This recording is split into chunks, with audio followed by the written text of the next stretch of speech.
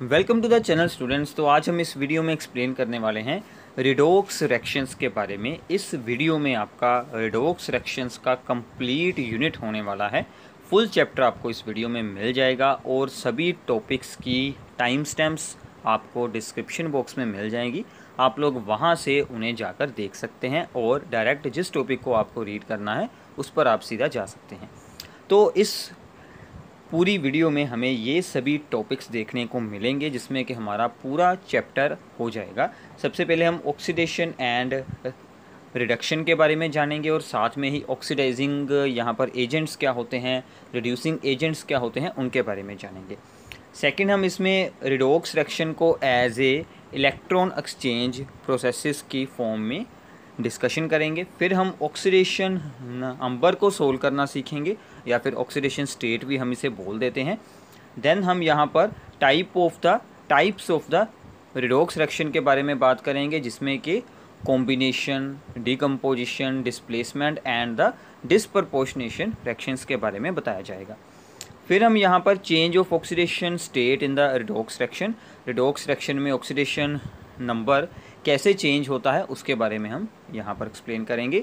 और फिर हमारा सबसे important topic balancing by the oxidation number method, इसके बारे में होगी बात। एंड लास्ट में हम यहाँ पर एक्सप्लेन करेंगे redox reactions in the term of the electrode processes. ठीक है, इसमें हम इलेक्ट्रोकेमिकल सेल के बारे में बात करेंगे। तो स्टार्ट करते हैं इस वीडियो को। सबसे पहले है कि रिडोक्स रिएक्शंस क्या होती हैं। रिडोक्स रिएक्शन में ऑक्सीडेशन एंड रिडक्शन दोनों प्रोसेसेस यहाँ पर एक साथ होती हैं।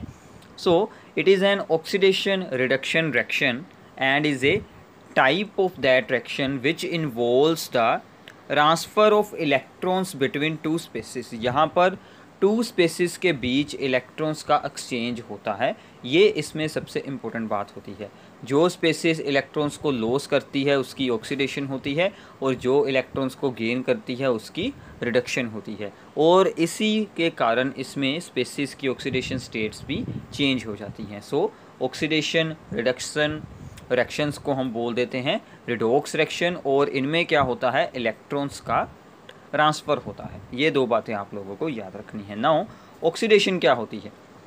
Oxidation is the process in which there is addition of oxygen into some species or removal of the hydrogen from some species। किसी स्पेसिस में हमने ऑक्सीजन ऐड की हो या फिर उसमें से हमने हाइड्रोजन को रिमूव किया हो या फिर उसमें से इलेक्ट्रॉन्स को लॉस करवाया हो। अगर इनमें से कुछ भी हुआ है then it is called the oxidation. और साथ में आप लोगों को याद रखना है एडिशन ऑफ ऑक्सीजन के साथ आप एडिशन ऑफ इलेक्ट्रोनेगेटिव एलिमेंट भी याद रख सकते हैं, जैसे कि क्लोरीन हो गया। अगर क्लोरीन की एडिशन हो रही है then it is also oxidation. ठीक है, अगर रिमूवल ऑफ हाइड्रोजन की जगह पर कोई इलेक्ट्रोपॉजिटिव एलिमेंट है उसकी रिमूवल हो रही है तो भी ये हमारी ऑक्सीडेशन बनेगी। और सबसे इम्पोर्टेंट है लॉस ऑफ इलेक्ट्रॉन, ये हम सबसे ज़्यादा यूज़ करेंगे। नाउ इन सभी की हम एक एक एग्जांपल रीड कर लेते हैं। जैसे कि सोडियम ने एक इलेक्ट्रॉन को किया release, so this is the oxidation of the sodium. Chlorine ion ने इलेक्ट्रॉन्स को किया लॉस, तो वहाँ से बन गई क्लोरीन गैस और इलेक्ट्रॉन लॉस हुए हैं तो क्लोराइड आयंस की ऑक्सीडेशन होकर क्लोरीन गैस बन गई है। मैग्नीशियम में ऑक्सीजन ऐड हुआ है, मैग्नीशियम ऑक्साइड बना है तो मैग्नीशियम की ऑक्सीडेशन हुई है। H2S यानी कि हाइड्रोजन सल्फाइड के साथ ऑक्सीजन की रिएक्शन हुई है। अब यहाँ पर सल्फ़र की जगह पर ऑक्सीजन जुड़ गया है तो यहाँ पर हाइड्रोजन की हुई है ऑक्सीडेशन और सल्फ़र से हाइड्रोजन हुआ है रिमूव तो उसकी रिडक्शन हुई होगी, वो हम आगे एक्सप्लेन करते हैं। तो इसे बोलते हैं ऑक्सीडेशन होना। नाउ रिडक्शन क्या होती है, इससे just opposite define as the addition of hydrogen या फिर electropositive element, removal of the oxygen या फिर gain of electron. This is the most important one, gain of electrons. ठीक है, तो जैसे कि Fe3 पॉजिटिव आयन यानी कि फेरिक आयन इलेक्ट्रॉन गेन कर क्या बना लेता है, ferrous ion. Chlorine gas electron gain कर क्लोराइड आयन। ऐसे ही Cl2 में हाइड्रोजन ऐड हो जाती है तो क्लोरीन की हो जाती है यहाँ पर रिडक्शन। ऐसे ही Fe2O3 है, आयरन का ऑक्साइड है, इसकी रिएक्शन हुई है कार्बन मोनोऑक्साइड के साथ। इसमें से ऑक्सीजन बाहर आ जाता है, मतलब रिमूव कर देता है ये, तो यहाँ पर आयरन ऑक्साइड की रिडक्शन होकर आयरन बन जाता है। तो ऐसे आप लोगों को याद रखना है। Now what is the oxidising agent? ये वो स्पेसीज होती हैं जो किसी दूसरे की ऑक्सीडेशन करवाती हैं। सो विच ऑक्सीडाइजेज द अदर सब्सटेंस। अगर ये दूसरे की ऑक्सीडेशन करवाएंगी तो इनकी खुद की क्या होगी? रिडक्शन होगी। तो ये काफ़ी इंपॉर्टेंट है।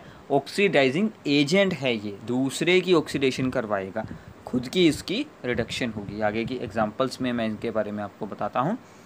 कौन कौन से ऑक्सीडाइजिंग एजेंट्स हम यूज़ करते हैं? नॉर्मली ऑक्सीजन, या फिर H2O2 hydrogen peroxide, concentrated HNO3, concentrated sulphuric acid, ozone, bromine, chlorine, और भी बहुत सारे होते हैं, potassium dichromate, potassium permanganate, KMnO4 वगैरह।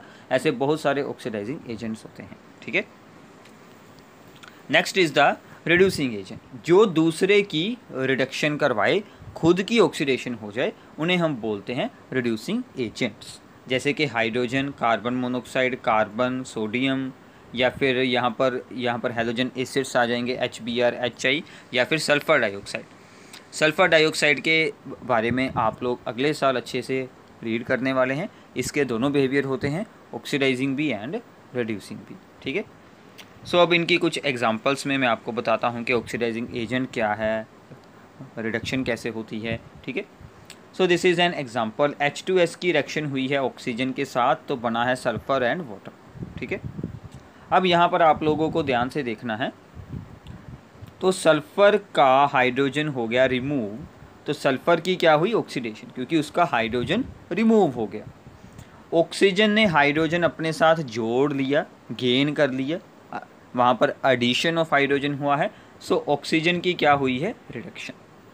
अब देखिए, ऑक्सीजन की हुई है रिडक्शन, क्यों हुई है? क्योंकि साथ में हमने H2S यूज़ किया है। सो this is the reducing agent. और ऑक्सीजन क्या बनेगा? Oxidising agent. ऑक्सीजन की खुद की हुई है रिडक्शन, बट वो है ऑक्सीडाइजिंग एजेंट। ऐसे ऑपोजिट आपको याद रखना है। ऐसे ही एक एग्जांपल और है, यहाँ पर दो है और एग्जांपल्स, एक आप लोगों को अब यहाँ पर खुद रीड करनी पड़ेगी। Fe3O4 है, यानी कि आयरन का एक ऑक्साइड है, मिक्स ऑक्साइड है, एल्यूमिनियम के साथ करता है रिएक्ट, और आयरन ऑक्साइड की यहाँ पर ऑक्सीजन हो जाती है रिमूव, तो ये क्या हुई? इसकी रिडक्शन। ठीक है, removal of oxygen. Aluminium oxygen को जोड़ लेता है, गेन कर लेता है, तो इसकी हुई है ऑक्सीडेशन। इसकी ऑक्सीडेशन हुई है तो ये क्या बनेगा? Reducing agent. इसकी रिडक्शन हुई है तो ये क्या बनेगा? Oxidising agent. तो ये बातें आप लोगों को याद रखनी है। ठीक है। सो अगली एग्जांपल आप लोगों को यहाँ पर खुद रीड करनी है, सिंपल है, सब कुछ मैंने यहाँ पर मेंशन किया हुआ है, प्लीज़ इसे खुद रीड आउट कर दें। तो अभी आप लोगों के पास काफ़ी टाइम है, तो प्लीज़ इसके नोट्स बनाएं। नोट्स बनाएंगे तो आपके लिए बहुत ही अच्छा रहेगा, और साथ में आप लोगों को वीडियो को सुनते रहना है, और वहाँ से आप लोगों की अंडरस्टैंडिंग हो जाएगी। ठीक है। सो आगे चलते हैं। Next topic is the oxidation reduction reactions as a electron transfer reaction. एक एग्जांपल हम यहाँ पर एक्सप्लेन करते हैं। सोडियम रिएक्ट कर रहा है ऑक्सीजन के साथ, तो बन रहा है सोडियम ऑक्साइड। सिंपल सी रिएक्शन है, सोडियम प्लस ऑक्सीजन क्या बन रहा है? Sodium oxide. अब हम सोडियम ऑक्साइड के आयंस में उसको ब्रेक कर कर देखते हैं। सोडियम ऑक्साइड में क्या होगा? 2 होंगे सोडियम आयन, क्योंकि Na2 है। ठीक है, तो 2 होंगे यहाँ पर सोडियम आयंस, दिस इज, और साथ में एक ऑक्सीजन का बनेगा O2 नेगेटिव आयन। अब आपको ध्यान से देखना है, सोडियम था यहाँ पर, और यहाँ पर क्या बन गया? Na positive. अब ध्यान से देखिए, टोटल Na पॉजिटिव हमारे पास कितने हैं? 4 हैं, क्योंकि 2 यहाँ पर भी लगा है और 2 बाहर भी लगा है। मतलब एक सोडियम ने 1 इलेक्ट्रॉन रिलीज़ किया, 4 ने 4 इलेक्ट्रॉन लॉस किए हैं, तो सोडियम की ऑक्सीडेशन हुई है। ऑक्सीजन यहाँ पर था O2, और यहाँ पर बन गया आयन, वो भी 2 हैं क्योंकि बाहर लगा हुआ है 2। ठीक है, बैलेंस तो होगी रिएक्शन। एक ऑक्सीजन ने 2 इलेक्ट्रॉन किए हैं गेन, तो 2 ने कितने किए होंगे? 4, तो यहाँ पर गेन हुआ है 4 इलेक्ट्रॉन्स का, तो ये हमारी बन जाएगी रिडक्शन। ठीक है, तो ऐसे हम इसको एज ए इलेक्ट्रॉन ट्रांसफ़र के फॉर्म में भी रिप्रेजेंट कर सकते हैं। तो जब भी इलेक्ट्रॉन्स का ट्रांसफ़र होगा तो हम इसके दो हाफ फ्रैक्शन बना लेंगे, two half fractions, one is the oxidation half fraction, other is the reduction half fraction. ठीक है, नाउ ऑक्सीडेशन हाफ फ्रैक्शन क्या बनेगी, sodium loses electron, sodium loses electron and into 4, यानी कि ये रिएक्शन 4 टाइम्स हुई है, 4 इलेक्ट्रॉन्स आए हैं। And in the second step oxygen molecule gains 4 electron, वो एक बार ही होगा क्योंकि O2 है, O2 एक बार ही हम यूज़ करेंगे, वो 4 इलेक्ट्रॉन गेन कर 2 ऑक्साइड आयंस बना लेगी O2 नेगेटिव चार्ज के साथ। सो this is the reduction half fraction. तो हमने इस कंप्लीट रिएक्शन को 2 पार्ट्स में ब्रेक कर लिया है। ऑक्सीडेशन वाले पार्ट को यहाँ पर अलग लिख लिया, रिडक्शन वाले पार्ट को हमने यहाँ पर अलग लिख लिया। ऐसे आप लोगों को हेल्प हो जाती है रिएक्शन को अंडरस्टैंड करने में। तो जो रिएक्शंस काफ़ी कॉम्प्लेक्स होती हैं उनको ऐसे ऑक्सीडेशन एंड रिडक्शन पार्ट में ब्रेक करवाने पर काफ़ी इजी हो जाता है। तो बाद में हम इनको अगर यहाँ पर ऐड कर देखेंगे तो हमारा यही रिज़ल्ट हमें मिल जाएगा। सो this is the oxidation half fraction and reduction half fraction. आपको एग्ज़ाम में कोई भी रिएक्शन देकर उसकी oxidation half fraction and reduction half fraction पूछी जा सकती है। आपको सिर्फ ऑक्सीडेशन और रिडक्शन को वहाँ पर करना होगा सबसे पहले सोल्व, तो उसके अकॉर्डिंग आपको दोनों पार्ट अलग अलग वहाँ पर बना देने हैं। काफ़ी सिंपल सी बात है ये। ओके, सो आगे चलते हैं, कुछ एक्वा सोल्यूशन में इनकी कुछ एग्जांपल्स को हम देखते हैं। जैसे कि जिंक प्लस कॉपर सल्फेट होगा तो जिंक सल्फेट एंड कॉपर बन जाएगा, यानी कि जिंक मोर एक्टिव होता है तो वो कॉपर को डिस्प्लेस करता है। तो in the term of the electron transfer यहाँ पर क्या होगा, जिंक पर यहाँ पर कोई चार्ज नहीं है, यहाँ पर होता है 2 पॉजिटिव क्योंकि हम आयंस लिख रहे हैं। जिंक सल्फेट का आयन जिंक 2 पॉजिटिव, इसका मतलब जिंक ने 2 इलेक्ट्रॉन किए होंगे लॉस, और यहाँ पर कॉपर सल्फेट का आयन क्या बनेगा, कॉपर 2 पॉजिटिव, इसने 2 इलेक्ट्रॉन्स किए होंगे गेन, तो ये बनेगी रिडक्शन। ठीक है, तो ऐसे ही आप एक और एग्जांपल को यहाँ पर देख सकते हैं। तो आपको यहाँ पर याद रखना है कि मेटल्स की जो एक्टिविटी सीरीज़ होती है, ठीक है, ये जो होती है potassium, calcium, sodium, magnesium, aluminium, zinc, iron, ऐसे ये पूरी हमारी सीरीज़ होती है। ठीक है, इसी के अकॉर्डिंग हम यहाँ पर याद रख सकते हैं tendency to loss the electrons. जो एटम ज़्यादा एक्टिव होगा, मोर एक्टिव होगा, वो जल्दी इलेक्ट्रॉन्स को लॉस करेगा, मतलब उसकी ऑक्सीडेशन जल्दी होगी। अगर हम यहाँ पर बात करें सोडियम और एल्यूमिनियम के बारे में या फिर सोडियम और जिंक के बारे में, तो सोडियम की ऑक्सीडेशन जल्दी होगी जिंक के मुकाबले। तो ऐसे आप लोग एक्टिविटी सीरीज़ का यूज़ कर सकते हैं। तो अगर आप लोग इस एक्टिविटी सीरीज़ को कंप्लीट याद रख सकते हैं तो बहुत ही अच्छी बात है, अदरवाइज़ आप इन कुछ एलिमेंट्स को याद रख लें, इतने से आपके सभी प्रॉब्लम सोल्व हो जाएंगे। तो ये थी oxidation reaction in the terms of the electron transfers. ठीक है, आगे चलते हैं। Next is the oxidation number. So how to find the oxidation number, इसके लिए हम एक सेपरेट वीडियो भी बनाएंगे, वो भी आप लोगों को मिल जाएगी। काफ़ी यहाँ पर इजी बात है, आपको कुछ पहले रूल्स को अंडरस्टैंड करना पड़ेगा। इससे पहले हमें ये बात यहाँ पर सीखनी पड़ेगी कि ऑक्सीडेशन नंबर होता क्या है। ठीक है, so what is oxidation number? It is the charge which an atom appears to have. तो ये वर्ड थोड़ा सा ध्यान से आपको अंडरस्टैंड करना है। अपीयर्स टू हैव यानी कि उस एटम पर ये चार्ज हो सकता है। ठीक है, अभी है या नहीं है इसके बारे में श्योरिटी बिल्कुल नहीं है। आयंस पर होता है, कोवलेंट बॉन्ड्स में हम appears to have word use करते हैं। When all other atoms are removed from it as a ions, अगर हम सभी बाकी के एटम्स को एज ए आयन वहाँ से बाहर निकाल दें तो क्या चार्ज बनेगा, वो होता है ऑक्सीडेशन नंबर। और इसे हम वहाँ पर ऑब्जर्व करते हैं according to the electronegativity of the atoms. अगर दो एटम्स आपस में जुड़े हुए हैं, जैसे कि HCl है जिसकी इलेक्ट्रोनेगेटिविटी ज़्यादा है, इलेक्ट्रॉन्स का शेयर्ड पेयर उसके पास चला जाएगा, हम ऐसा यहाँ पर अज्यूम कर लेते हैं। तो जैसे कि HCl है, Cl की इलेक्ट्रोनेगेटिविटी ज़्यादा है, तो Cl के पास इलेक्ट्रॉन्स का पेयर चला जाएगा, उस पर चार्ज क्या आ जाएगा यहाँ पर -1, तो हाइड्रोजन से दूर जाएगा, उस पर चार्ज आ जाएगा +1।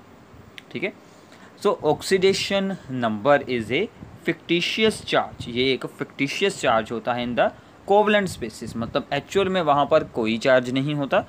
ये एक फिक्टिशियस चार्ज होता है जो कि इस बेसिस पर बनाया जाता है कि अगर हम सभी एटम्स को अलग अलग रख दें और जिसकी इलेक्ट्रोनेगेटिविटी ज़्यादा है उसके पास शेयर्ड पेयर्स को रख दें तो क्या क्या चार्जेस वहाँ पर बन सकते हैं। तो ये होता है ऑक्सीडेशन नंबर या फिर ऑक्सीडेशन स्टेट, ठीक है। अब इसके लिए कुछ रूल्स हैं, वो आप लोगों को अच्छे से यहाँ पर याद रखने हैं। So atoms with high electronegativity, उन पर हमेशा क्या आएगी, नेगेटिव ऑक्सीडेशन नंबर। तो हाइड्रोजन का ऑक्सीडेशन नंबर ऑलवेज हम यूज़ करते हैं +1, एक्सेप्ट सम एक्सेप्शंस हैं, except in the hydrides like the lithium hydride, sodium hydride. यहाँ पर लिथियम और sodium are more electropositive than the hydrogen, इसलिए हाइड्रोजन का ऑक्सीडेशन नंबर क्या बनेगा, -1, सिर्फ इन्हीं में, बाकी सभी जगह पर इसका +1। ऑक्सीजन का सभी जगह पर -2, इसमें भी कुछ एक्सेप्शंस हैं, सुपर ऑक्साइड हो गए, पर ऑक्साइड हो गए, और या फिर फ्लोराइड हो गए, जो इनसे मोर इलेक्ट्रॉन नेगेटिव हैं, जैसे कि फ्लोरीन, उसमें इसकी पॉजिटिव ऑक्सीडेशन भी हो सकती है, और पर ऑक्साइड में होती है -1। ये आपको अंडरलाइन कर लेना है, इसे अंडरलाइन कर लें, this is very very important. पर ऑक्साइड्स में ऑक्सीडेशन स्टेट ऑक्सीजन की -1, वैसे -2, और सुपर ऑक्साइड में -1। सुपर ऑक्साइड की बहुत ही रेयर एग्जांपल मिलती है, पर ऑक्साइड्स की एग्जांपल्स हमें याद रखनी पड़ती है, ठीक है। तो ये कुछ बातें हैं जो हमें यूज़ करनी है, आगे हम सोल्व कर देखते हैं। तो ये दो एग्जांपल्स हम यहाँ पर सोल्व करने वाले हैं। सो द फर्स्ट एग्जांपल, हमें सल्फ़र की ऑक्सीडेशन स्टेट यहाँ से फाइंड करनी है। हम उसकी ऑक्सीडेशन स्टेट एज्यूम कर लेते हैं x। तो हाइड्रोजन की हमें याद है कि हमें कितनी यूज़ करनी है, +1, ऑक्सीजन की कितनी है, -2। अब आपको यहाँ पर ध्यान देना है, हाइड्रोजन जुड़े हैं 2, सो 2 into the its oxidation state, यानी कि 2 इंटू +1, ये तो एक ही है तो इसकी x, यहाँ पर 3 इंटू द -2, और ओवरऑल यहाँ पर चार्ज है 0, तो हम इन सभी को ऐड कर कर इक्वल्स टू हम यहाँ पर रख देंगे 0, क्योंकि ओवरऑल कोई चार्ज नहीं है। इसे सोल्व करेंगे तो 4 आ जाएगी। तो काफ़ी सिंपल सा काम है, ठीक है। तो प्लीज़ इसे साथ में अभी सोल्व कीजिए। अभी आप लोगों ने अगर इसे सोल्व किया तो आपको ये टॉपिक अच्छे से कंफर्म हो जाएगा, तो आपको इसमें बिल्कुल भी कोई भी डिफ़िकल्टी नहीं आने वाली। एक और एग्जांपल करते हैं जिसके ऊपर रहेगा चार्ज, ठीक है। सो इस बार है S2O4 विद 2 नेगेटिव चार्ज। ये हमने ऑक्सीडेशन स्टेट्स को यहाँ पर उतारा है। सल्फ़र की सोल्व करनी है x, ऑक्सीजन की होती है -2, सल्फ़र जुड़े हैं 2, सो 2 इंटू x, ठीक है। सो 2 इंटू x बन जाएगा, एंड ऑक्सीजन जुड़े हैं 4, सो यहाँ पर बन जाएगा -2 इंटू 4। दोनों को ऐड कर कर ऊपर कितना चार्ज है, 2 नेगेटिव, उसके बराबर करेंगे, ठीक है। तो ऊपर के चार्ज के यहाँ पर हम इसको कर देंगे इक्वेट। सो इसको सोल्व करेंगे, so this gives the answer 3, so +3 oxidation state आ जाएगी। तो ऐसे आप लोग किसी भी कंपाउंड में किसी एलिमेंट की या किसी एटम की ऑक्सीडेशन स्टेट सोल्व कर सकते हैं, प्रोवाइडेड कि आपके पास बाकी के सभी एटम्स की ऑक्सीडेशन स्टेट के बारे में जानकारी हो, ठीक है।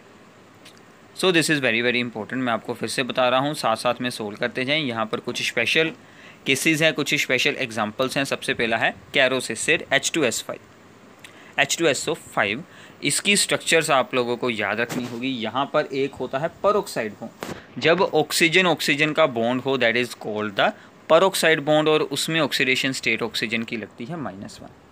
तो यहाँ पर टोटल है 5 ऑक्सीजन्स, ठीक है, जिनमें से 2 की ऑक्सीडेशन स्टेट क्या होगी, -1, बाकी के 3 की ऑक्सीडेशन स्टेट नॉर्मल रहेगी, इस वाले की, इस वाले की और इस वाले की, दैट इज़ द -2। बाकी हमें सल्फ़र की सोल्व करनी है। हाइड्रोजन की हमने ज्यूम की है यहाँ पर +1, सो 2 इंटू +1 + x, ये 2 इनकी है -1, इसकी हम यूज़ कर लेंगे 2 इंटू -1 -2, बाकी के हैं 3 इंटू 2 -6, सोल्व करेंगे 6 आंसर आ जाएगा। तो ऐसे आपको ध्यान रखना है कि उसकी स्ट्रक्चर में परऑक्साइड बॉन्ड मिलता है या फिर नहीं मिलता, ये आप लोगों को कुछ एग्जाम्पल्स को याद रखना पड़ेगा। तो आगे एक और बहुत ही अच्छी एग्जाम्पल है। यहाँ पर क्या होता है कि कई बार क्या होता है कि एक ही मॉलिक्यूल में एक ही टाइप के एटम्स की डिफरेंट ऑक्सीडेशन स्टेट्स होती हैं। जैसे कि यहाँ पर है C3O2 कार्बन सब ऑक्साइड, ठीक है।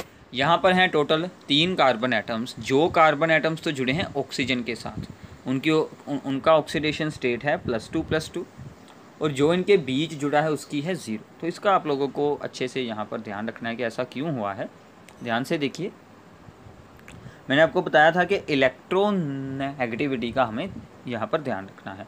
ऑक्सीजन इज़ मोर इलेक्ट्रोनेगेटिव, सो इस पर आएगा -2, सो इस कार्बन पर उसके ऑपोजिट +2। ऐसे ही सिमिलरली यहाँ पर अब अगर ये जो है कार्बन, इसके आसपास दोनों क्या जुड़े हैं, कार्बन, इनकी तो इलेक्ट्रोनेगेटिविटी सेम टू सेम है, तो इस पर कोई भी चार्ज अपीयर बिल्कुल नहीं होगा, सो इसलिए इसकी ऑक्सीडेशन स्टेट बनती है 0। ठीक है, तो ऐसे आप लोगों को कुछ एग्जांपल्स को याद रखना है। सो नाउ अब हमने ऑक्सीडेशन स्टेट को सोल्व करना सीख लिया है। अब हम अपनी रिडॉक्स रिएक्शन में भी ऑक्सीडेशन स्टेट्स को ही सोल्व करेंगे और उनमें क्या चेंज आ रहा है उसके बारे में हम यहाँ पर सीखेंगे। So change in the oxidation number in the processes of oxidation and the reduction. तो काफ़ी सिंपल सी बात है, अगर ऑक्सीडेशन नंबर हो रहा है increase then there is a oxidation, अगर वो हो रहा है decrease then there is a reduction. Oxidation number increase होगा तो इलेक्ट्रॉन लॉस होंगे तो पॉजिटिव चार्ज इंक्रीज़ करेगा, so there is a oxidation. जैसे कि आप लोगों को एग्जांपल्स में दिखाई दे रहा होगा, जिंक की ऑक्सीडेशन स्टेट किसी भी एलिमेंट की अपनी एलिमेंटल स्टेट में, जिंक हो गया, कॉपर हो गया, oxygen gas O2, hydrogen gas, कोई भी एलिमेंटल स्टेट है जो उसकी नॉर्मल स्टेट होती है, उसमें उसकी ऑक्सीडेशन स्टेट क्या रहेगी, 0। ठीक है, अब यहाँ पर हाइड्रोजन और Cl हैं, इसकी है +1, इसकी है -1। अब देखिए जिंक क्लोराइड बन चुका है, जिंक क्लोराइड में इसकी कितनी बनेगी, +2। सो जिंक 0 से क्या बन गया, +2, यानी कि increase in the oxidation number, यानी कि ऑक्सीडेशन। ठीक है, और यहाँ पर हाइड्रोजन की थी +1, उससे बन गई 0, +1 से 0 हुई है, डिक्रीज हुआ है, सो दिस इज़ द रिडक्शन। ठीक है, increase in oxidation number is oxidation, decrease in oxidation number is reduction. तो प्लीज़ बाकी की एग्जांपल्स को, वीडियो को रोक कर आप लोगों को सोल्व करना है। सोल्व होएंगी तो आपका ये कॉन्सेप्ट काफ़ी अच्छे से क्लियर हो जाएगा। तो ये सभी ऑक्सीडेशन स्टेट जो मैंने यहाँ पर ऊपर उतारी हैं, ये आप लोगों को खुद सोल्व करनी है। सिर्फ रिएक्शन को यहाँ से आपको करना है नोट डाउन, और ऑक्सीडेशन स्टेट वाला काम आप लोगों को खुद करना है, फिर ही आपको ये अच्छे से आएगा। ठीक है, सो आगे है वैलेंसी। वैलेंसी क्या होती है, हम लोग नॉर्मली वैलेंसी और ऑक्सीडेशन में कंफ्यूज हो जाते हैं, but valency is a different. Valency is the combining capacity के कोई जो हमारा एटम है वो कितने बॉन्ड्स बनाता है, ये होती है वैलेंसी। और ऑक्सीडेशन स्टेट एक चार्ज है जो कि फिक्टिशियस चार्ज है। ठीक है, जो कि इलेक्ट्रोनेगेटिविटी और उस एटम को बाकी सभी एटम से जब अलग बनाया जाता है उसके अकॉर्डिंग हम उस पर चार्ज रखते हैं। So oxidation state is always a whole number value and does not carry any charge with it। ठीक है, पॉजिटिव नेगेटिव नहीं होती, ये ओनली होल नंबर 0 1 2 3 4 5 ऐसे होते हैं। ठीक है, तो इसकी वैल्यू 0 होती है only for the noble gases, क्योंकि वो कोई बॉन्ड नहीं बनाते, और बाकी सभी के लिए इनकी वैल्यूज़ पॉजिटिव रहती हैं। ठीक है, जैसे कि नाइट्रोजन की वैलेंसी रहती है 3। ठीक है, वो मैक्सिमम 3 बॉन्ड्स बनाता है और मैक्सिमम वो अपनी वैलेंसी को 4 तक एक्सटेंड कर सकता है। ठीक है, जैसे कि अमोनियम आयन में, बट उसका ऑक्सीडेशन स्टेट तो +5 से लेकर -3 तक चेंज करता है। ठीक है, +5 N2O5 में हमें मिल जाता है।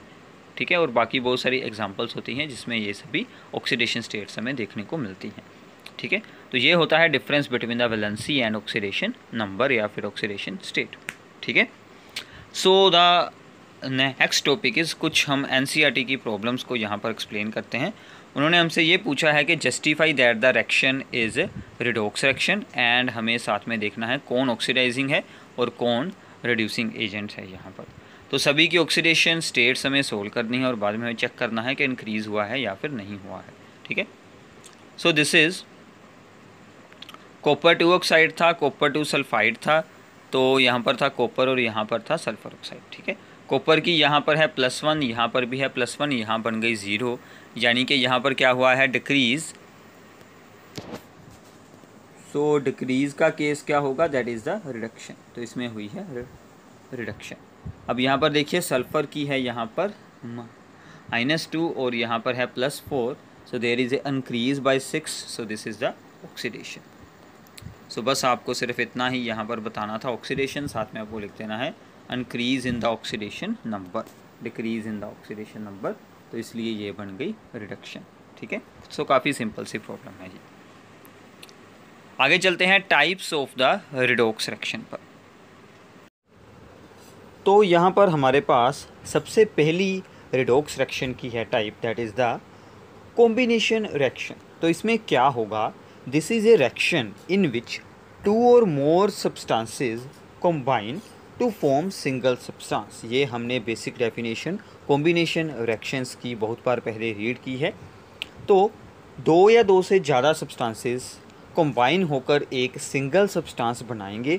बट यहाँ पर आपको एक साथ में कंडीशन याद रखनी है जो कि बहुत ही इम्पोर्टेंट है कि वन और बोथ ए एंड बी, यानी कि इन दोनों में से एक रिएक्टेंट एटलीस्ट अपनी एलिमेंट्री फॉर्म में होना ज़रूरी है। जैसे कि मान लीजिए अगर हाइड्रोजन है तो वो वहाँ पर हाइड्रोजन गैस हो, H2 हो, ऑक्सीजन गैस हो, दोनों में से एक एलिमेंट अपनी एलिमेंट्री स्टेट में होगा तो ही ये कॉम्बिनेशन रिएक्शन रिडॉक्स रिएक्शन बनेगी। अदरवाइज़ ये कॉम्बिनेशन तो होगी बट रिडॉक्स रिएक्शन बिल्कुल नहीं होगी। इस बात का आप लोगों को ध्यान रखना है। फॉर एग्ज़ाम्पल यहाँ पर है कार्बन प्लस ऑक्सीजन दोनों ही अपनी एलिमेंट्री स्टेट्स में हैं और ये बना रहे हैं CO2। और आपको फिर से वही रूल याद रखना है कि हमें ये चेक करना है कि क्या स्पेसिस की ऑक्सीडेशन स्टेट चेंज हुई है या फिर नहीं।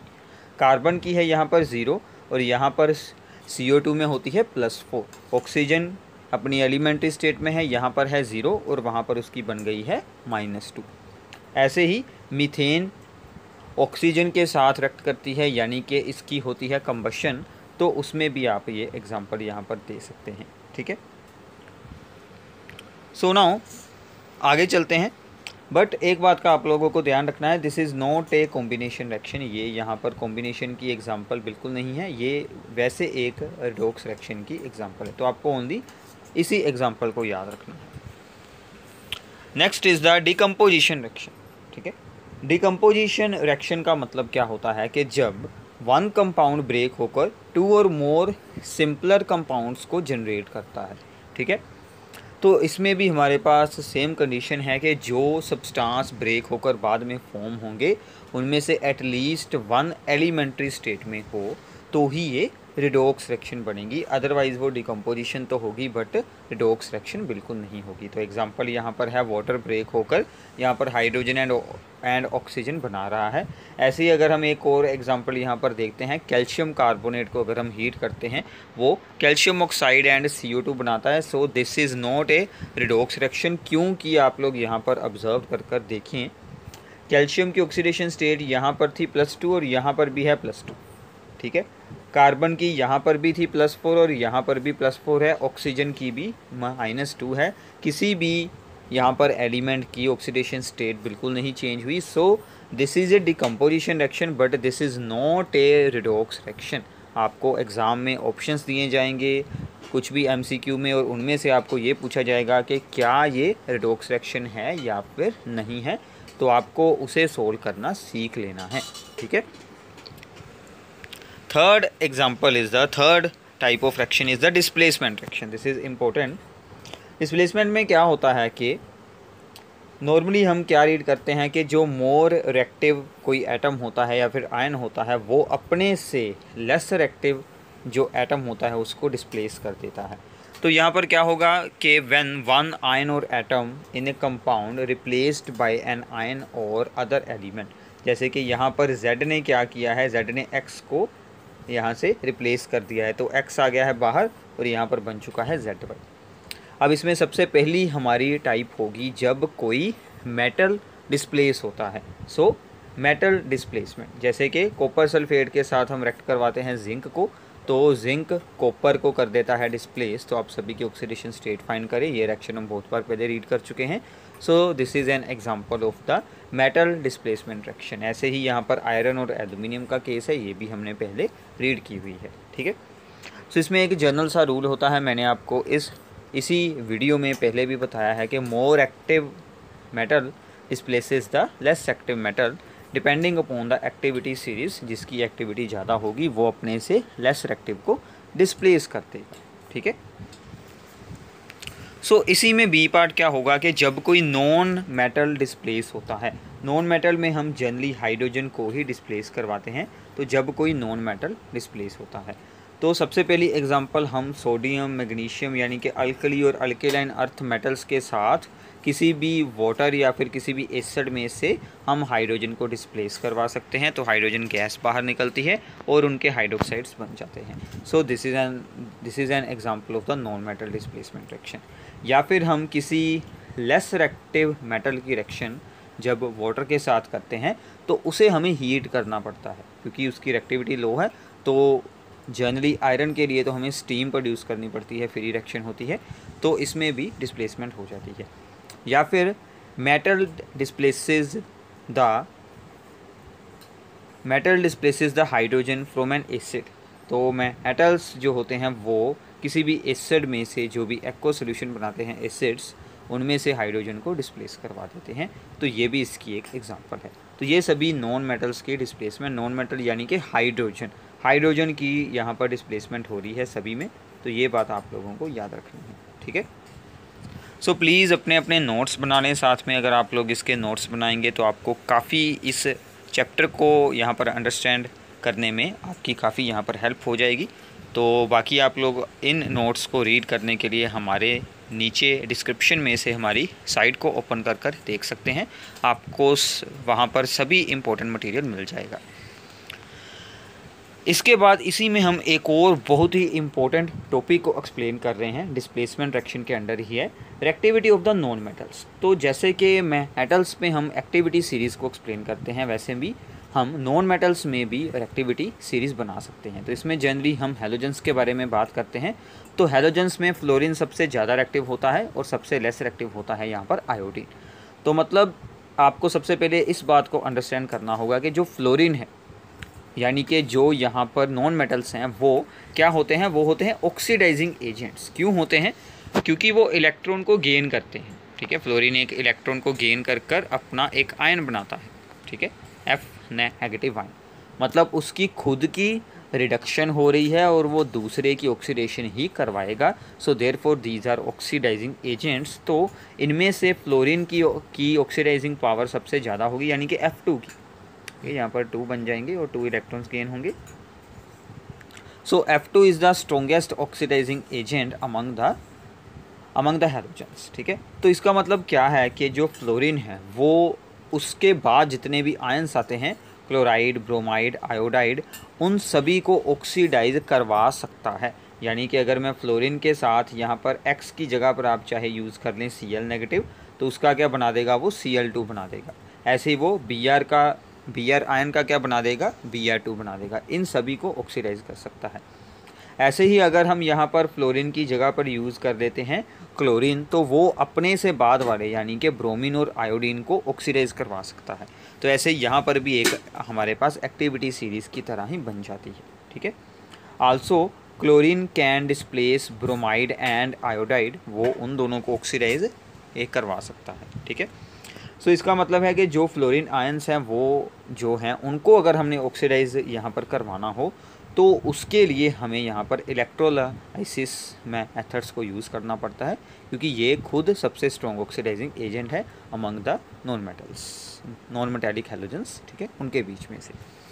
So the fourth type of the reaction is very very important. इसको आप लोगों ने अंडरलाइन कर लेना है और इसको बनाना और इसे सोल्व करना जरूर सीखना है।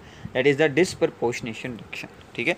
इसमें क्या होता है कि सेम एलिमेंट, एक element in one oxidation state है, यानी कि यहाँ पर हमारा ऑक्सीजन है जो कि अपनी -1 ऑक्सीडेशन स्टेट में है, वो ऑक्सीडाइज भी होता है और रिड्यूस भी होता है साइमल्टेनियसली।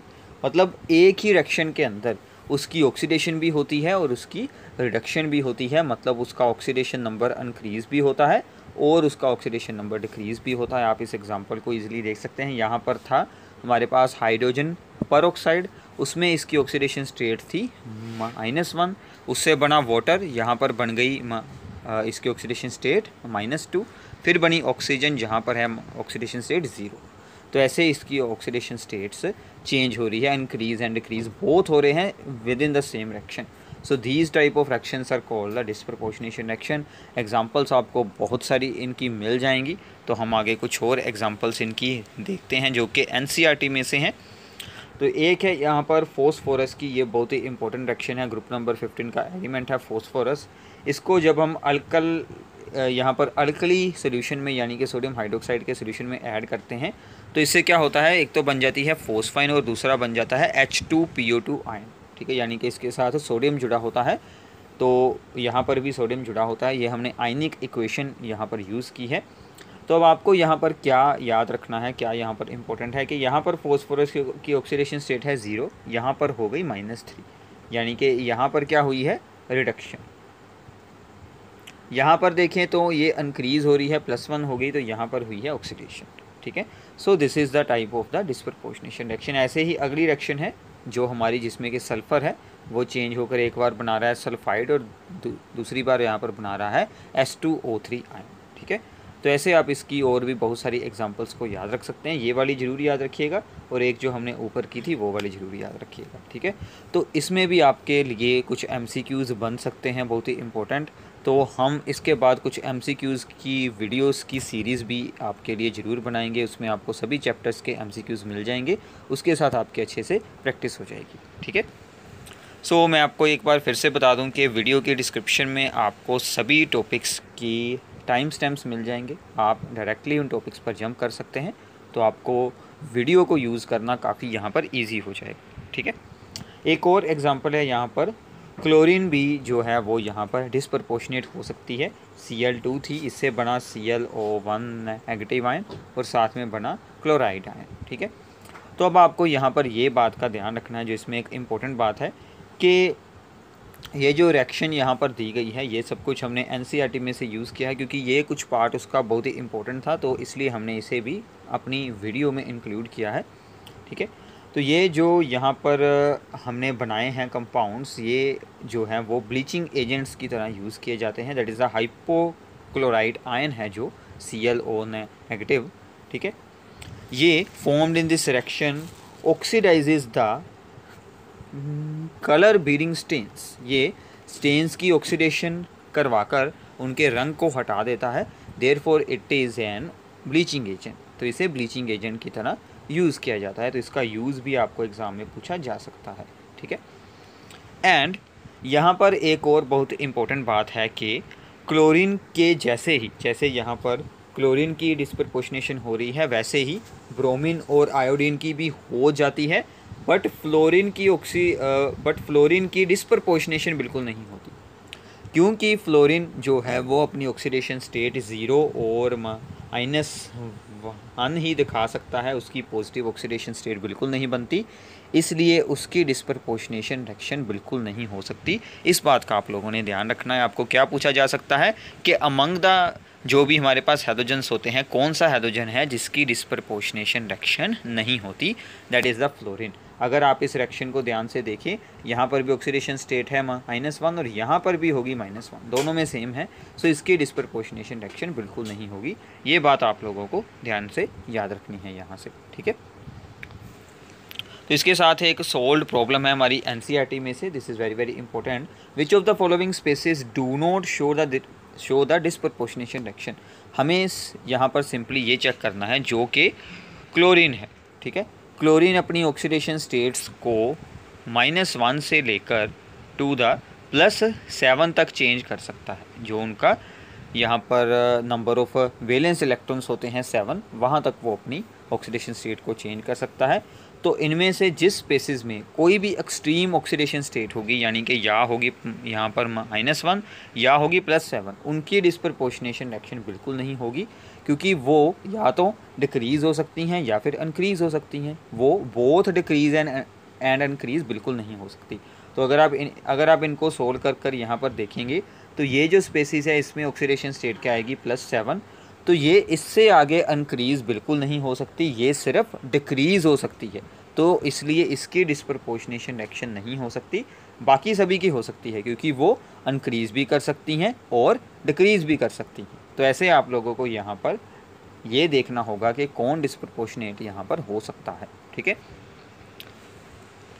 सो ये कुछ इंपॉर्टेंट एग्जांपल्स हैं, ये आप लोगों के लिए रीड करनी काफ़ी इंपॉर्टेंट है। एक और बहुत ही यहाँ पर इंटरेस्टिंग प्रॉब्लम है, इसके बाद ही है NCERT में 2 रिएक्शंस यहाँ पर दी गई हैं, और ये दोनों अलग क्यों हैं ये उन्होंने पूछा है कि जब हम Pb3O4 को HCl के साथ रिएक्ट करवाते हैं तो यहाँ पर PbCl2 और साथ में Cl2 बनता है, बट जब हम इसको HNO3 के साथ करवाते हैं तो यहाँ पर एक नाइट्रेट आयन तो बनता है, बट साथ में PbO2 भी बन जाता है। तो तो इसमें आपको याद रखना है कि जो Pb3O4 है ये एक मिक्स्ड ऑक्साइड है।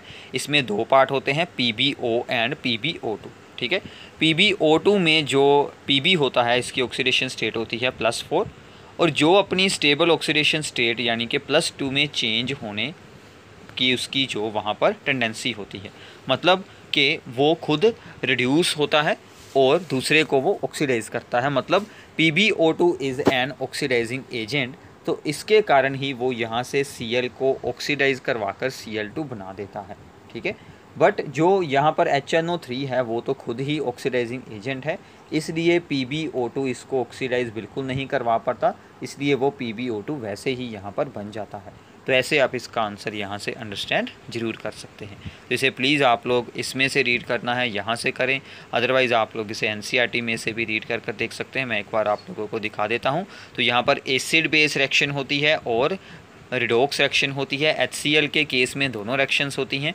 PbO की होती है acid base reaction salt plus water वाली, और PbO2 की होती है रिडॉक्स रिएक्शन ऑक्सीडाइजिंग वाली, ठीक है।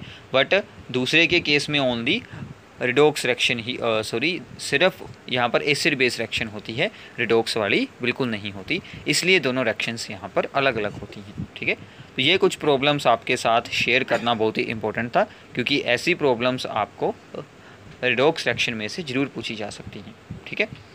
सो इसके बाद हमारा अगला टॉपिक शुरू होगा, that is the most important topic of this chapter, that is the balancing of the equations by the oxidation number method. इस पर मैंने एक डिटेल्ड वीडियो बनाई है जिसमें आपको सभी रूल्स, बहुत सारी एग्जांपल्स मिल जाएंगी। प्लीज़ उस वीडियो को आप लोग ज़रूर देखिएगा, आपको ऊपर यहाँ पर भी उसका मिल जाएगा लिंक, और नीचे डिस्क्रिप्शन बॉक्स में भी आपको मिल जाएगा लिंक, ठीक है। तो इसमें क्या होता है कि हमें दो यहाँ पर डिफरेंट पार्ट्स होते हैं। एक हमें दिया जाता है कि balance the equation in the acidic medium. तो एसिडिक मीडियम में हमारे पास होते हैं हाइड्रोजन आयंस, तो हम उनका यूज़ करते हैं। एक होता है बेसिक मीडियम, उसमें हम यहाँ पर हाइड्रोक्सल आयन का यूज़ करते हैं। तो हम दोनों की एक एक एग्जांपल यहाँ पर सोल्व करेंगे। सबसे पहला है यहाँ पर एसिडिक मीडियम। तो रूल्स को ध्यान से आपको सुनना है, आपको यहाँ पर सुनकर ही रूल्स अच्छे से याद हो जाएंगे, ठीक है। तो स्टार्ट करते हैं। ये रही हमें दी हुई है इक्वेशन, ये हमारी सिंपल सी इक्वेशन है, ठीक है। इसे हमें यहाँ पर करना पड़ेगा balance, okay. So now the first step is the find the oxidation states of the different elements, जिनकी चेंज हुई आपको यहाँ पर आइडिया हो जाएगा कि कौन कौन चेंज हो सकते हैं, उनकी हमें ऑक्सीडेशन स्टेट यहाँ पर सोल्व कर रख लेनी है। जैसे कि यहाँ पर है Cr, फिर है सल्फ़र, और यहाँ पर भी Cr और यहाँ पर भी सल्फ़र। यहाँ पर Cr की है +6 और यहाँ पर है +3, तो डिक्रीज़ हुआ है बाय 3। अब देखिए जब हमें डिक्रीज़ सोल्व करना है तो हमें decrease for the entire molecule solve करना है, यानी कि सभी एटम्स के लिए। यहाँ पर 2 एटम्स है तो मैं इसे 2 के साथ मल्टीप्लाई करवा देता हूँ, तो टोटल डिक्रीज़ हमारे पास हुआ है 6। आपको दूसरी साइड बिल्कुल नहीं देखना है, क्योंकि वो तो हमने बैलेंस अभी होना है ना, तो वहाँ पर भी 2 एटम बाद में बना लेंगे। हमें पहले लेफ्ट हैंड साइड के अकॉर्डिंग ही यहाँ पर सब कुछ करना है। नाउ ऐसे ही यहाँ पर सल्फ़र है +4 से +6 हुई है, सो इंक्रीज़ बाय 2, ठीक है। इसको आप बाद में देखिएगा, अभी इसको हम हटा देते हैं, ठीक है। इतना पता चल गया। अब देखिए यहाँ पर क्या हुआ है कि डिक्रीज़ बाय 6 है, इंक्रीज़ बाय 2 है। हमें इन दोनों को सेम बनाना है, यहाँ पर इक्वल करना है, इक्वल इंक्रीज़ और डिक्रीज़ होना चाहिए। तो जहाँ पर भी रिक्वायरमेंट हो, जैसे कि 2 को अगर मुझे 6 बनाना है तो मैं क्या करूँगा, उसे मल्टीप्लाई विद कर दूँगा, मैं उसे मल्टीप्लाई विद 3। तो इसीलिए मैंने इसे राउंड में लगाया है ताकि आपको अंडरस्टैंडिंग हो। ये हमने खुद लगाया है, मल्टीप्लाई दिस विद 3। इसका क्या मतलब है, इसे होगी मल्टीप्लाई विद 3। तो अगले स्टेप में हमें सिंपली क्या करना है कि इसको एज इट इज़ रखना है, सिर्फ इसके आगे हमें क्या यूज़ करना है, 3 यूज़ कर लेना है। अगर हमें दोनों साइड पर मल्टीप्लाई करवाने की ज़रूरत हो तो हमें दोनों साइड ही करवाना है, यानी कि मान लीजिए यहाँ पर 2 होता, यहाँ पर होता 3 ओनली, तो हम यहाँ पर मल्टीप्लाई करवा देते बाय 3 और यहाँ पर करवा देते 2, तो यहाँ पर भी हो जाता और यहाँ पर भी हो जाता, तो दोनों साइड भी हो सकता है, ठीक है, no doubt, okay. So now दूसरी साइड अभी हमने एज इट इज़ रखी है, हमने वहाँ पर कोई चेंज नहीं किया है, ओनली यही चेंज किया है, ठीक है, लेफ्ट हैंड साइड पर। अब हमारा आएगा अगला स्टेप, यानी कि थर्ड स्टेप। थर्ड स्टेप में अब हम क्या करेंगे कि जो भी यहाँ पर ऑक्सीजन और हाइड्रोजन को छोड़कर एटम्स हैं, उनको आप लोगों को यहाँ पर बैलेंस कर देना है। तो Cr2 है तो मैं यहाँ पर भी 2 लगा देता हूँ, सल्फ़र है 3, तो इसके आगे मैं लगा देता हूँ 3। तो हमारे ऑक्सीजन और हाइड्रोजन को छोड़कर सभी एटम्स हो चुके हैं बैलेंस। तो ये हो गया हमारा स्टेप।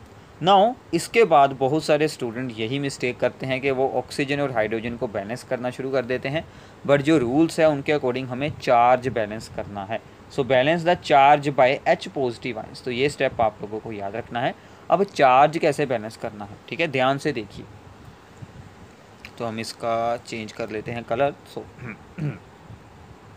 यहाँ पर चार्ज है -2 एंड -2 इंटू 3।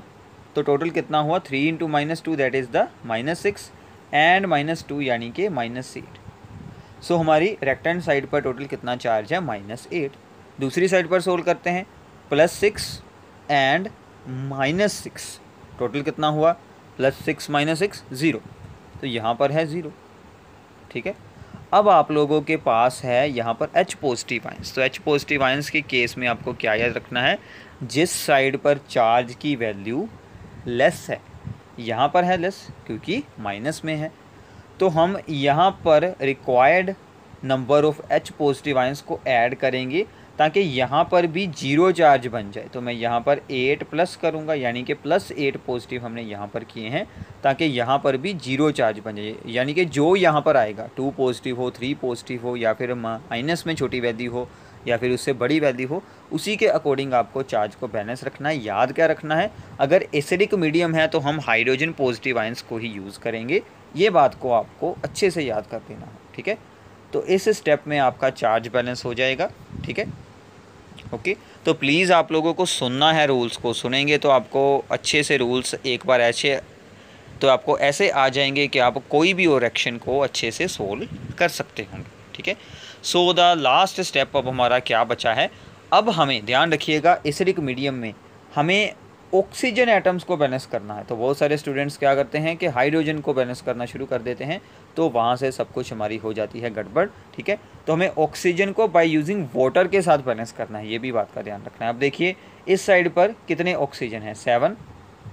मैं यहाँ से आपको दिखाता हूँ ऊपर वाले स्टेप से, क्योंकि यहाँ पर हमने बैलेंस ऑलरेडी किए हुए हैं। 7 और ये 3 into 3 9, so 9 + 7 that is the 16। और यहाँ पर कितने हैं, 3 इंटू 4 दैट इज़ द 12। तो यहाँ पर हैं 16, यहाँ पर हैं 12, तो यहाँ पर तो ऐड होंगे 4। तो 4 ऑक्सीजन यानी कि 4 H2O, क्योंकि एक H2O के पास एक ऑक्सीजन है। तो जब आप लोग ऑक्सीजन को बैलेंस ऐसे सेम इन्हीं रूल्स के साथ आप ऑक्सीजन को एंड में बैलेंस करेंगे, तो आप लोग क्या देखेंगे, हाइड्रोजन अब यहाँ पर ऑटोमेटिकली बैलेंस हो जाएंगे। आपका सभी कुछ बैलेंस हो चुका होगा, चाहे आप इसे एक बार दोबारा से चेक कर लें, सब कुछ बैलेंस हो चुका होगा। तो अगर आप इन रूल्स को फॉलो करते हैं तो आपकी कोई भी इक्वेशन इसके साथ बैलेंस हो जाएगी। सो आई होप कि आपको ये रूल अच्छे से अंडरस्टैंड हो गया होगा। बाकी मैंने इसकी एक डिटेल वीडियो बनाई है, प्लीज़ उसे एक बार खुद सुन लीजिए। ये रूल्स आपके क्लास +2 में, यानी कि अगले साल 12th क्लास में आपके बहुत ही यूज़ होने वाले हैं। बहुत सारी रिएक्शंस आती हैं जिनको कि हमें याद रखना पड़ता है, बट उनको याद रखने की बजाय अगर हम उन्हें बैलेंस करना सीख लेंगे तो आपके लिए काफ़ी ईजी हो जाता है। तो एक रिएक्शन अब हम यहाँ पर करते हैं इन द बेसिक मीडियम। तो बेसिक मीडियम में हमारा सिंपल सा एक स्टेप चेंज होगा कि हम OH नेगेटिव आयंस को यूज़ करेंगे, बाकी सब कुछ आपका सेम होगा। सबसे पहला स्टेप हम क्या करेंगे, इंक्रीज़ और डिक्रीज़ को सोल्व करेंगे। यहाँ पर इंक्रीज़ हुआ है बाय 6, ठीक है। तो ऑक्सीडेशन स्टेट सब आप लोगों को खुद सोल्व करनी है, ये आपका खुद का काम होगा अब। तो यहाँ पर डिक्रीज़ हुआ था बाय 3, तो मैंने इसको करवा दिया मल्टीप्लाई पर 2, यहाँ पर आएगा 2। अब अगले स्टेप में हम सभी एटम्स को करेंगे बैलेंस, तो इसके 2 के साथ यहाँ पर 2 लगा देंगे, और ब्रोमीन तो ऑलरेडी ही बैलेंस है। फिर हम करेंगे चार्ज को बैलेंस। तो यहाँ पर अगर आप देखेंगे इस तरफ था चार्ज -3, इस तरफ था ओनली -1। तो इस बार हमारे पास है माइनस वाले आयन, तो जिस तरफ हमें यहाँ पर माइनस चार्ज की रिक्वायरमेंट है तो मैं वहीं पर इसको ऐड करूँगा। तो मैंने यहाँ पर इसे ऐड कर दिया, ठीक है। तो अब हम यहाँ पर बैलेंस करेंगे हाइड्रोजन एटम को, तो ऑपोजिट है यहाँ पर बाय वाटर। तो हाइड्रोजन एटम्स को अगर आप लोग यहाँ पर बैलेंस करेंगे तो यहाँ पर ओनली 2 हाइड्रोजन ही ये ऐड हुए थे, तो वो हम ऐड कर देंगे। तो आपकी बेसिक मीडियम में भी सेम रूल्स के साथ हो जाएगी, सिर्फ OH नेगेटिव आयंस के साथ चार्ज बैलेंस करना है और हाइड्रोजन एटम को वाटर के साथ बैलेंस करना है। इतना ही सिर्फ यहाँ पर एक चेंज आएगा छोटा सा, ठीक है। तो ये आप लोगों को अच्छे से यहाँ पर सीख लेने हैं मेथड, ओके।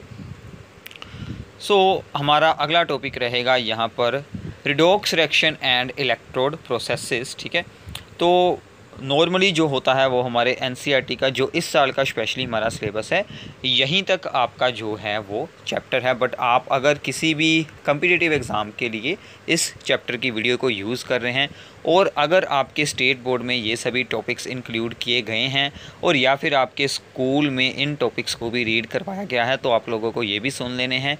ये टॉपिक्स आपके अगले साल भी यूज़ होते हैं, वहाँ पर हमें इलेक्ट्रोकेमिस्ट्री का एक अलग से चैप्टर है, वहाँ पर भी यूज़ होंगे। काफ़ी सिंपल से हैं, एक बार आप इन्हें भी फिर भी सुन सकते हैं। ठीक है, तो यहाँ पर क्या होता है कि हम जब रिडॉक्स रिएक्शन को प्रोसीड करवाते हैं, दो वे होते हैं। एक तो होता है कि हम अगर रिडॉक्स रिएक्शन को डायरेक्टली, जैसे हमने ऊपर रीड किया है सभी को, कि हम डायरेक्ट दोनों रिएक्टेंट्स को इंटरमिक्स कर देते हैं, तो वो हो जाती है डायरेक्ट रिडॉक्स रिएक्शन। इसमें जितनी भी एनर्जी हमें मिलती है वो हमें यहाँ पर हीट की फॉर्म में मिलती है। बट अगर हम रिडॉक्स रिएक्शन में दोनों रिएक्टेंट्स को अलग अलग रखकर, एक को अलग बीकर में एक को अलग बीकर में रखकर उनको किसी वायर के साथ जोड़ दें, हमने सोचा कि अगर हम इनको वायर के साथ जोड़ दें तो जो उनमें इलेक्ट्रॉन्स का ट्रांसफ़र होना है तो वो हमें इलेक्ट्रिसिटी जनरेट कर दे सकता है। ठीक है ना, इलेक्ट्रॉन्स के ट्रांसफ़र को अगर हम किसी मेटेलिक वायर के थ्रू वहाँ पर प्रोसीड करवाते हैं, देन यहाँ पर हम इलेक्ट्रोड्स को यूज़ करते हैं और इनके साथ हम यहाँ पर इलेक्ट्रिसिटी भी प्रोड्यूस कर सकते हैं और इनसे हमारी बैटरीज बनती हैं, सेल्स बनते हैं, वो सभी कुछ हमें इनमें देखने को मिलता है। अगर इलेक्ट्रिसिटी का आएगा का यहाँ पर कॉन्सेप्ट, तो यहाँ पर एक पोटेंशियल डिफरेंस जनरेट होगा जिसे कि हम ईएमएफ ऑफ द सेल या फिर इलेक्ट्रोड पोटेंशियल्स के साथ रीड करते हैं। ठीक है, तो सबसे पहले हम यहाँ पर बात करते हैं about the electrochemical cell, that cell which convert the chemical energy of the reaction to the electrical energy. ठीक है, that is called the electrochemical और गैल्वेनिक और वोल्टिक सेल। इसकी हम एग्जांपल करते हैं जिंक एंड कॉपर का एक सेल बनाकर देखते हैं और उसके बारे में मैं आपको बताता हूँ उसमें क्या क्या चीज़ें इंपॉर्टेंट है। ठीक है, तो हमने यहाँ पर क्या किया है, इसको आप लोगों ने ड्रॉ करना है, काफ़ी इजी काम है। दो लिए हैं बीकर, क्योंकि हमने उसके बीच में एक रास्ता बनाना था, उसमें हमने एक वायर अटैच करनी थी जिसके थ्रू इलेक्ट्रॉन्स मूव करें और इलेक्ट्रिसिटी जनरेट हो जाए। ठीक है, तो अब ओनली सोल्यूशन में से इलेक्ट्रॉन्स को जनरेट करवाना काफ़ी यहाँ पर लो अमाउंट में होता है, तो हमने वहाँ पर रोड्स यूज़ कर ली उसी मटेरियल की, ताकि इलेक्ट्रॉन्स का वहाँ पर फ्लो अच्छे से हो सके। एक बीकर है यहाँ पर जिंक हाफ सेल, दूसरा है कॉपर हाफ सेल। जिंक की रिएक्टिविटी यहाँ पर कॉपर से हाई होती है, तो जिंक लॉस करेगा इलेक्ट्रॉन। जिंक की होगी ऑक्सीडेशन, तो ऑक्सीडेशन हाफ सेल जिस साइड पर ऑक्सीडेशन होती है दैट इज़ कॉल्ड एनोड। दूसरी साइड पर हो गए इलेक्ट्रॉन गेन, कॉपर की होगी, कॉपर 2 पॉजिटिव आयंस की होगी यहाँ पर रिडक्शन, तो ये हमारा बन जाएगा कैथोड। ठीक है, तो बीच में हमने यूज़ किया है सोल्ट ब्रिज। सोल्ट ब्रिज क्या करता है, इस पूरे सर्किट को करता है कंप्लीट और यहाँ पर ऑपोजिट चार्जेस को रुकने से रोकता है, that is it prevents the accumulation of the charges around the electrodes. अगर वो यहाँ पर अकोमुलेट हो जाएंगे तो ये सेल हमारा स्टॉप हो जाएगा यहाँ पर वर्किंग करना। जो आप लोग अपने नॉर्मली बैटरीज़ हम यूज़ करते हैं, जैसे कि मोबाइल्स में जो बैटरीज़ होती हैं, वो भी सभी जो बैटरीज़ होती हैं वो सभी इन्हीं प्रिंसिपल्स पर ही यूज़ होती हैं। सबसे सिंपल होता है ड्राई सेल, जो कि हम वॉचेस वगैरह में या फिर टॉयज़ वगैरह में यूज़ करते हैं। ठीक है, तो इसकी दोनों तरफ की जो रिएक्शंस हैं, एक तरफ क्या होगा कि जिंक इलेक्ट्रॉन्स को करेगा लॉस और वो जिंक 2 पॉजिटिव आयंस बनाएगा, दूसरी तरफ कॉपर इलेक्ट्रॉन्स को करेगा गेन और वो कॉपर बन जाएगा। एक तरफ होगी ऑक्सीडेशन, दूसरी तरफ होगी रिडक्शन, तो दोनों इलेक्ट्रोड्स यहाँ पर ऐसे काम करेंगी। तो इस सेल को ऐसे रिप्रेजेंट किया जाता है कि जिंक था, इस साइड पर हम ऑक्सीडेशन हाफ को शो करते हैं, जिंक से बना जिंक 2 पॉजिटिव इलेक्ट्रॉन लॉस कर, दूसरी तरफ कॉपर 2 पॉजिटिव से बना कॉपर इलेक्ट्रॉन्स को गेन कर। ठीक है, तो ऐसे हम इसे रिप्रेजेंट करते हैं। तो जो इलेक्ट्रोड होती है, यानी कि जो यहाँ पर हाफ सेल होता है, उसके आयंस और इलेक्ट्रोड के बीच एक पोटेंशियल डिफरेंस बन जाता है, that is called the electrode potential. और हम हमेशा रिडक्शन पोटेंशियल्स को यूज़ करते हैं सभी। ये हमारी जो इंटरनेशनल तौर पर एक कन्वेंशन है जिसके अकॉर्डिंग कि हम सिर्फ रिडक्शन यानी कि हर एक इलेक्ट्रोड की हम इलेक्ट्रॉन्स को गेन करने की टेंडेंसी को यूज़ करते हैं। तो हम यहाँ पर स्टैंडर्ड इलेक्ट्रोड पोटेंशियल्स की वैल्यूज़ को यूज़ करते हैं, जबकि यहाँ पर जो इलेक्ट्रोलाइट पाया गया है यानी कि जो कॉपर 2 पॉजिटिव आयंस हैं उनकी यहाँ पर कंसंट्रेशन होगी 1 मोलर, वो हम यहाँ पर यूज़ करते हैं। ठीक है, तो ये सभी टॉपिक्स आपको कुछ यहाँ पर डिफरेंट फील होंगे, तो प्लीज़ इन्हें यहाँ पर थोड़ा सा अंडरस्टैंड करने की कोशिश करें। अगर आप इनके बारे में ज़्यादा जानना चाहते हैं तो आपको क्लास 12th का 3rd चैप्टर की वीडियोस के लिंक्स भी मिल जाएंगे, वो आप लोग एक बार ज़रूर सुन लीजिए, वहाँ से आपको इनके बारे में ज़्यादा अच्छे से जानकारी मिल जाएगी। ठीक है, सो ऐसे ही हम दोनों इलेक्ट्रोड्स के EMF जो इलेक्ट्रोड पोटेंशियल्स हैं उनको सब्ट्रैक्ट कर कर कैथोड में से एनोड का सब्ट्रैक्ट कर कर हम यहाँ से ई नोड ऑफ सेल यानी कि EMF ऑफ द सेल को सोल्व कर सकते हैं। ठीक है, सो इलेक्ट्रोड पोटेंशियल क्या होगा, जो इलेक्ट्रोड पोटेंशियल होता है किसी भी रोड का वो कंसंट्रेशन ऑफ आयन और टेम्परेचर पर डिपेंड करता है। इलेक्ट्रोड पोटेंशियल का मतलब क्या है कि जितनी इसकी वैल्यू हायर होगी उतनी जल्दी, यानी कि अगर मान लीजिए हमारे पास है कॉपर 2 पॉजिटिव एंड कॉपर, अगर इसका जो ई नोड वैल्यू है अगर उसकी वैल्यू हायर है तो ये कॉपर 2 पॉजिटिव आयंस में ज़्यादा टेंडेंसी है कि वो इलेक्ट्रॉन गेन कर कर कॉपर में चेंज हो जाए, यानी कि वो जल्दी रिड्यूस हो सकते हैं क्योंकि उनकी रिडक्शन होनी है, ये उनका रिडक्शन पोटेंशियल है। ये बात आप लोगों को दिमाग में बैठा लेनी है। ठीक है, तो अगर उसके साथ जो चीज़ रखी गई है, साथ वाली इलेक्ट्रोड की वैल्यू 2 है तो उसकी हो जाएगी ऑक्सीडेशन, इसकी हो जाएगी रिडक्शन। ठीक है,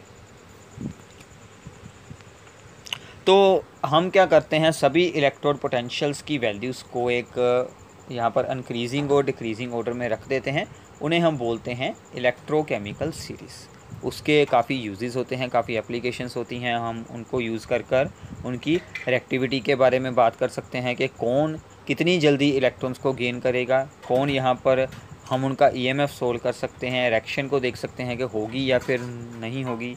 ठीक है, इलेक्ट्रोलाइसिस में हमारे काफ़ी यूज़ होते हैं वो, और हम उनके साथ ऑक्सीडाइजिंग एंड रिड्यूसिंग बिहेवियर भी देख सकते हैं। इसमें आपको मैं एक एग्जांपल बताता हूँ आगे।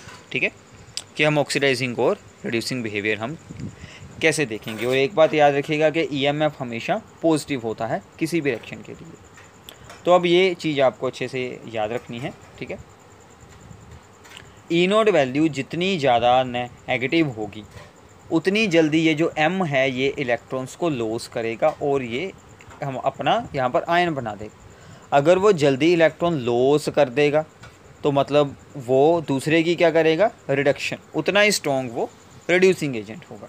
ठीक है, अगर हम इसके ऑपोजिट बात करें, अगर मोर पॉजिटिव वैल्यू होगी तो वो क्या होगा, मोर ईजिली गेन करेगा इलेक्ट्रॉन्स और वो स्ट्रॉन्ग रिड्यूसिंग एजेंट होगा। तो ये दोनों चीज़ें आप लोगों को याद रखनी है। अगर आपको जैसे यहाँ पर हमें ये दोनों वैल्यूज़ दिए गए हैं, इसकी वैल्यू हाई है मतलब इसकी होगी रिडक्शन, इसकी होगी रिडक्शन, ये वैल्यू लो है तो यहाँ पर जिंक की होगी ऑक्सीडेशन।